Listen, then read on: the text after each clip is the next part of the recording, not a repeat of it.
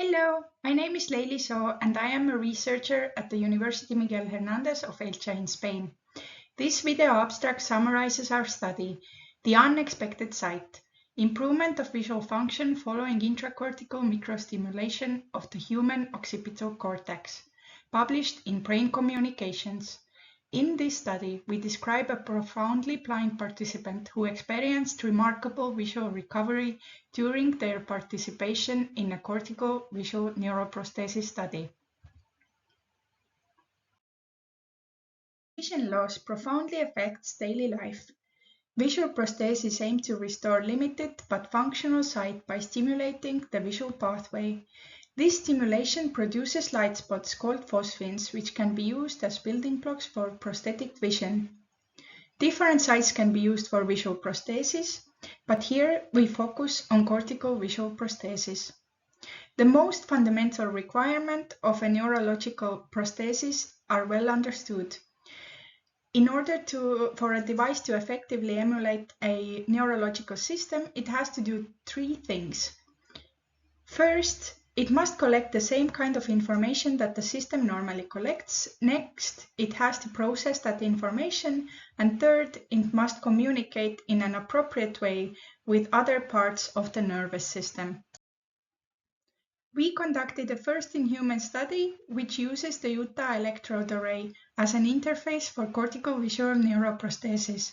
The study was called Development of a Cortical Visual Neuroprosthesis for the Blind, CORTIVIS in short, registered in clinicaltrials.gov. The visual information in front of the visual prosthesis recipient is conveyed to the occipital cortex via pattern stimulation. The primary aim of CORTIVIS is to assess the safety and feasibility of intracortical electrical stimulation in profoundly blind individuals and to characterize the resulting percepts and their potential functional use. Here, you can see the size of the microelectrode array used in the CORTIVIS clinical study. The case study describes a participant with bilateral non-arteric anterior ischemic optic neuropathy, NION, who had experienced no light perception for more than 3 years prior to enrollment in the CORTIVIS study. At study onset, the Utah electrode array was implanted at the border of V1 and V2. Unexpectedly, following the initiation of stimulation, the participant reported the return of light and motion perception. Here, you can see a video of the first time the patient reported light and motion perception and was able to perceive the arm movements.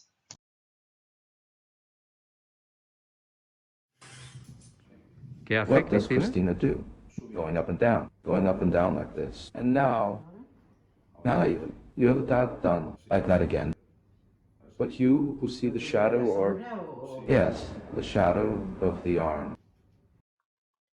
The patient was able to complete light localization and motion perception tasks. After a month, the patient was also able to perceive motion direction of gratings with reduced contrast. Yes, indeed. And at this very moment here. That's right, isn't it? See? Yes. Now the opposite. Muy bien. Very good. Now over here. Muy bien. Very good. Down. Up. Over there. Down. His ability to complete visual tasks improved. After some time, he could detect large letters, even read short words, and detect shapes.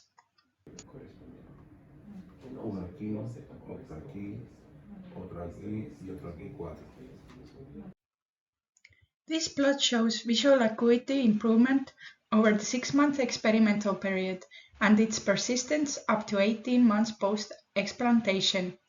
The greatest improvement was observed under binocular viewing, followed by the left eye, whereas gains in the right eye were comparatively modest. Visual acuity improved up to 23-fold. Importantly, visual acuity improvements partially persisted after explantation. However, this residual benefit was not as maintained in the right eye. Although the patient continued to meet criteria for legal blindness, their functional visual classification improved from no light perception to counting fingers. This improvement is further supported by electrophysiological evidence.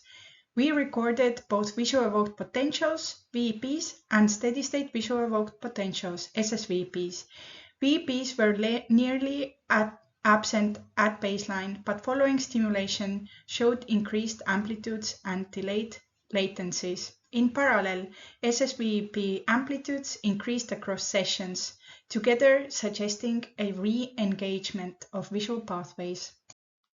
In the supplementary material, we present detailed descriptions of the visual tasks completed by the participant, which were designed to support and enhance visual function following the emergence of residual vision. These tasks required the participant to identify different shapes, locate their centers, track moving shapes, recognize familiar objects, and identify letters, including when presented briefly. For mobility and navigation, the participant completed tasks on a treadmill within a virtual reality environment to ensure safety, and in a real-world corridor setting. Together, these activities helped build the participants' confidence in using the recovered visual function in daily life.